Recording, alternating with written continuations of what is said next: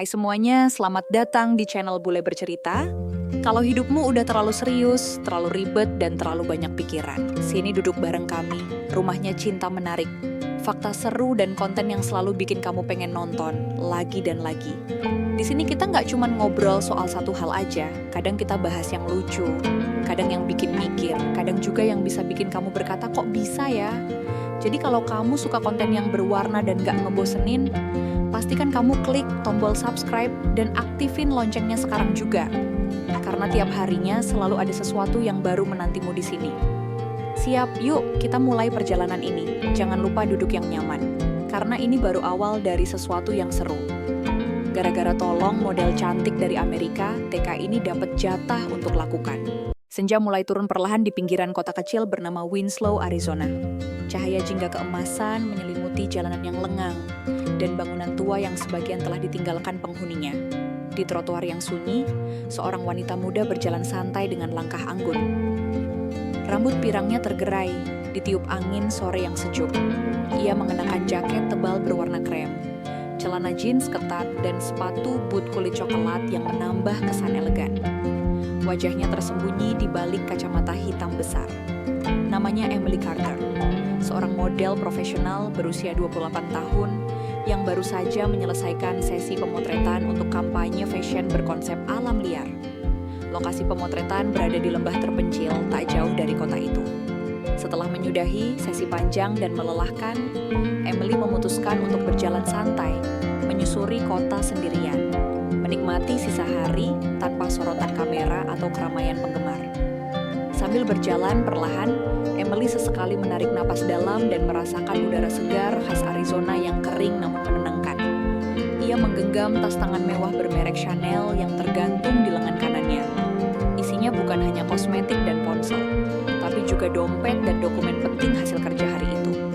Langkahnya ringan, nyaris tanpa beban. Namun di balik ketenangan sore itu, ada bahaya yang mengintai. Dari kejauhan, sebuah motor tua mendekat perlahan dari arah belakang. Mesinnya meraung keras dengan suara knalpot yang menggema tak beraturan. Dalam sekejap, motor itu mendekat. Si pengendara mengenakan hoodie gelap dan masker. Dan dalam gerakan cepat yang terlatih, ia meraih tas Emily dan menariknya keras. Tali tas terlepas dari lengan Emily dengan paksa membuat tubuhnya sedikit terdorong ke belakang. Sebelum ia sempat bereaksi, si pelaku sudah melesat pergi dengan kecepatan tinggi. Emily berdiri terpaku sejenak, terkejut dan panik. Namun refleksnya sebagai wanita mandiri membuatnya langsung berteriak sekuat tenaga. "Hey, stop! Somebody help me!" teriaknya sambil mencoba mengejar si penjamret. Suaranya menggema nyaring di antara bangunan kosong dan jalanan yang sunyi. Jantungnya berdetak cepat, campuran antara panik, takut, dan amarah. Ia tak percaya hal ini bisa terjadi di kota sekecil ini. Sepanjang hidupnya, Emily memang terbiasa dengan dunia gemerlap dan kehidupan aman di apartemen mewah. Bukan adegan seperti ini yang lebih cocok untuk film laga. Sambil berlari kecil, ia melihat motor itu semakin menjauh, menghilang ke tikungan. Rasa putus asa mulai merayap. "Tolong!" teriaknya lagi, matanya mulai berkaca-kaca, merasa benar-benar tak berdaya. Di seberang jalan, di halaman depan sebuah toko roti tua yang hampir tutup, seorang pria muda melihat kejadian itu dengan mata terbelalak. Ia sedang menyapu lantai toko, mengenakan hoodie kusam dan celana kerja lusuh. Namun saat melihat seorang wanita dijamret, tanpa pikir panjang, ia melempar sapunya dan langsung berlari ke arah kejadian. "Hei, berhenti!" teriaknya lantang, suaranya keras dan penuh tekad. Tubuhnya langsung melesat melewati halaman toko, menyeberang jalan tanpa peduli mobil, dan mengejar motor dengan kaki yang kokoh terlatih oleh kerja keras. Pria itu tahu, jalanan kecil dan tikungan kota itu lebih baik dari siapapun. Ia sudah bekerja di kota ini selama 2 tahun. Keringat mulai mengucur di dahinya, tapi dia tidak melambat.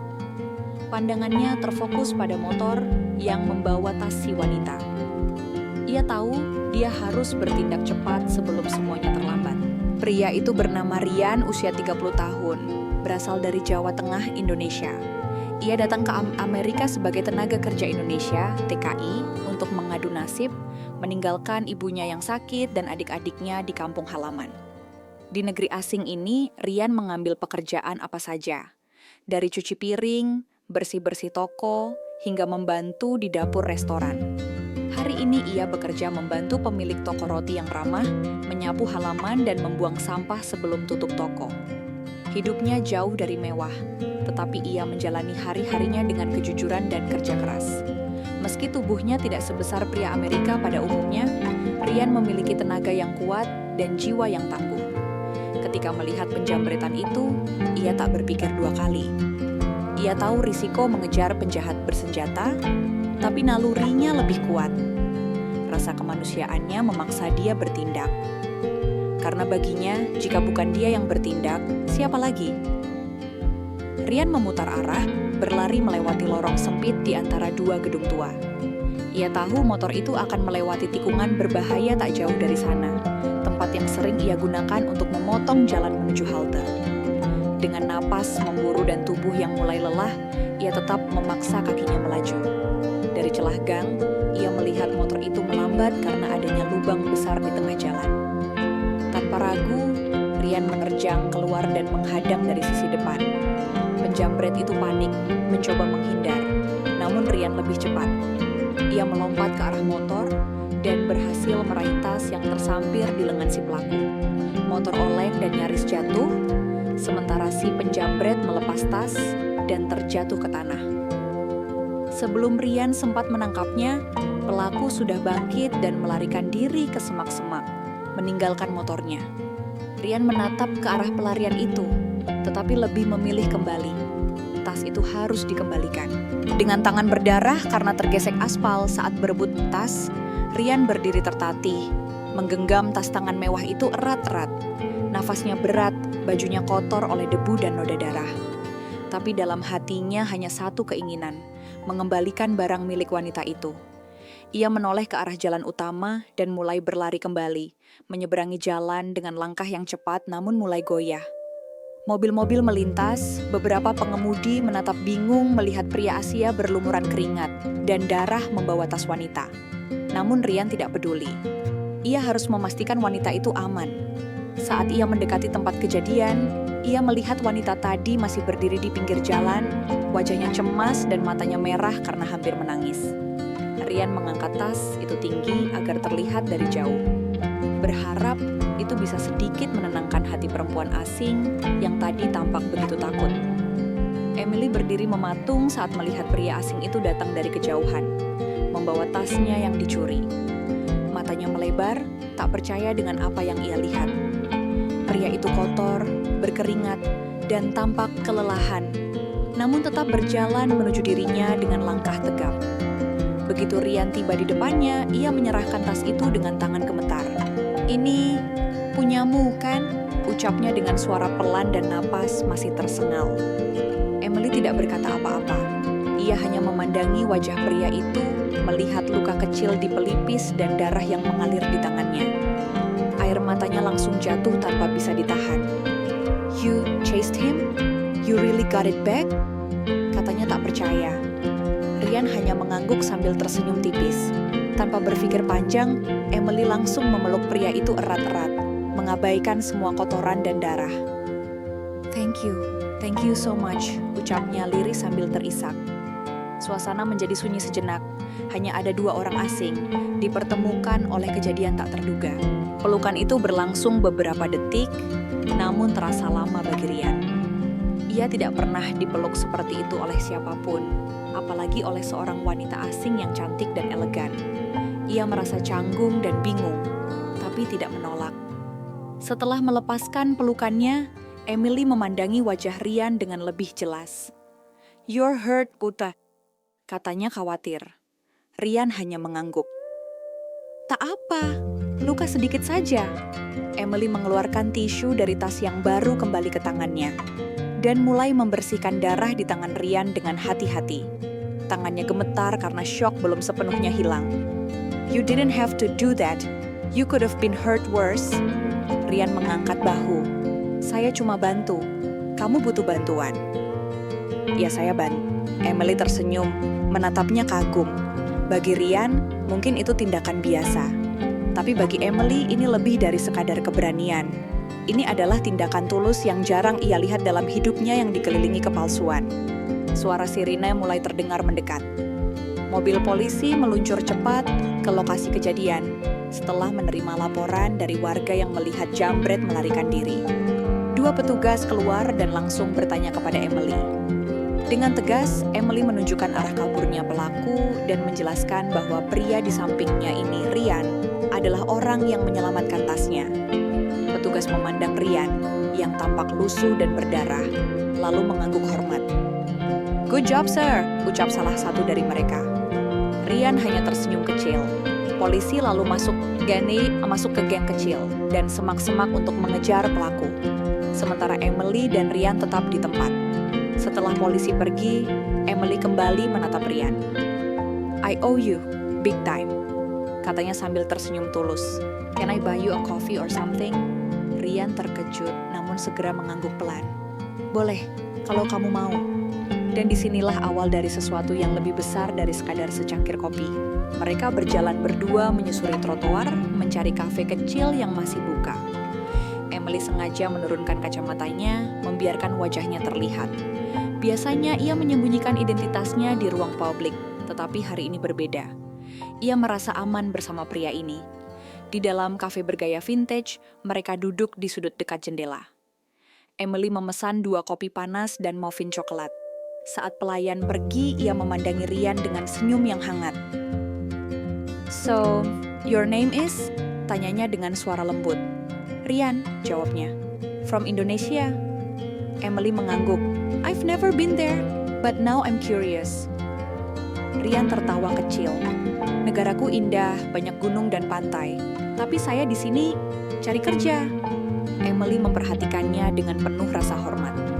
Tak seperti pria lain yang biasanya bicara soal uang dan popularitas, pria ini bicara jujur dari hati.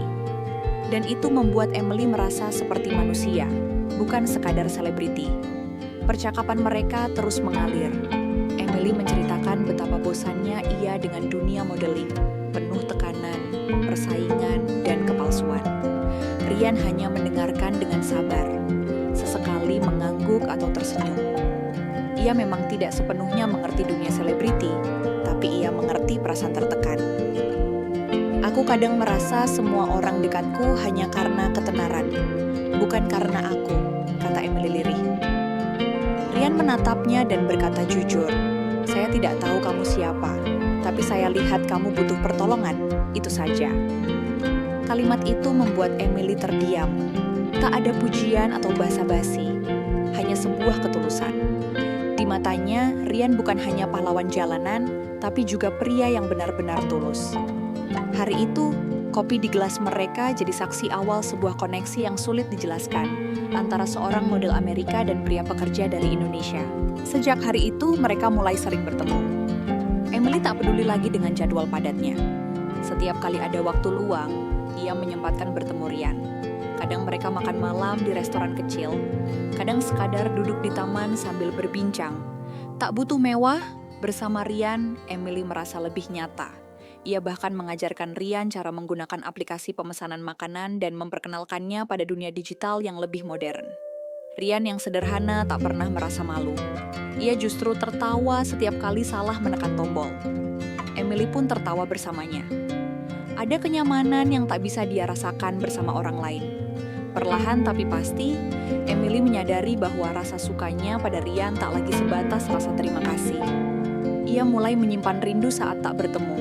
Dan Ryan pun, meski diam, mulai merasakan hal yang sama.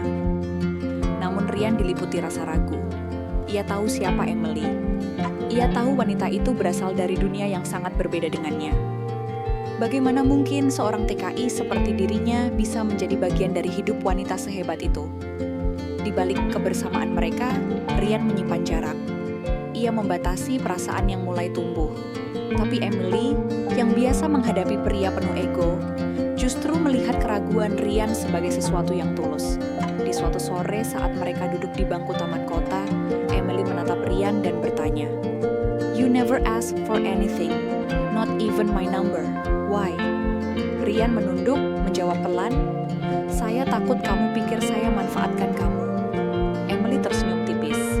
"Well, I gave you my number anyway, and you never texted." Mereka sama-sama tertawa lalu hening, saling menatap tanpa kata, hanya suara burung dan semilir angin yang menemani momen itu. Waktu berlalu cepat. Perasaan yang awalnya samar kini makin jelas. Emily tak bisa menahan getaran di hatinya setiap kali Rian memanggil namanya dengan logat khas. Ia mulai memperkenalkan Rian pada lingkaran kecil temannya, meski sempat diremehkan karena status sosialnya.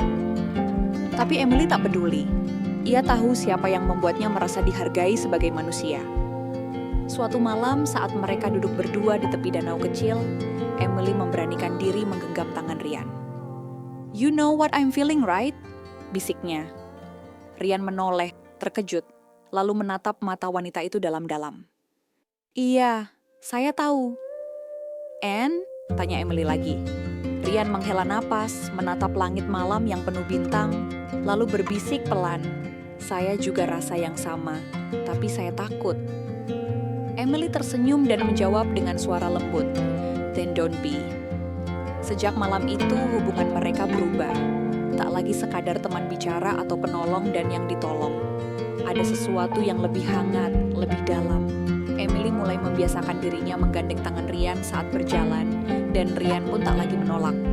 Meski tetap ada keraguan di hatinya, ia mulai membiarkan dirinya percaya bahwa mungkin ia pantas dicintai. Di antara keraguan dan harapan, mereka menjalani hari-hari seperti pasangan biasa. Mereka tertawa, saling mengejek ringan, bahkan berdebat kecil tentang film favorit. Dunia yang begitu berbeda di antara mereka kini terasa menyatu. Namun tetap saja, bayangan masa lalu dan perbedaan status kadang muncul menghantui Rian, terutama ketika ia melihat wajah Emily di iklan-iklan besar, atau saat orang memandang mereka aneh di jalan. Hari ulang tahun Emily pun tiba. Ia mengundang beberapa teman dekat ke sebuah restoran rooftop bergaya elegan. Tapi malam itu hanya satu orang yang benar-benar ia tunggu, Rian. Mengenakan kemeja putih bersih dan sepatu pinjaman dari temannya, Rian datang dengan wajah gugup dan tangan berkeringat. Ia merasa tidak pada tempatnya di ruangan penuh gaun mahal dan anggur kristal. Namun saat Emily melihatnya masuk, wajahnya bersinar lebih terang dari lampu-lampu pesta. Ia mendekat, memeluk Rian di depan semua orang, dan menggandengnya ke tengah ruangan. Musik berhenti. Emily mengambil mikrofon, tersenyum ke semua tamu, lalu berkata, "This man is the best gift I've ever received." Semua mata tertuju ke Rian yang gugup setengah mati. Lalu dengan senyum lembut, Emily bertanya lantang, "Rian, will you be my boyfriend?" Ruangan hening. Semua orang menatap mereka. Rian yang tak terbiasa jadi pusat perhatian menunduk sesaat. Tapi ketika ia menatap mata Emily, ia tahu jawabannya. Tanpa kata mewah atau pidato panjang, ia mengangguk perlahan.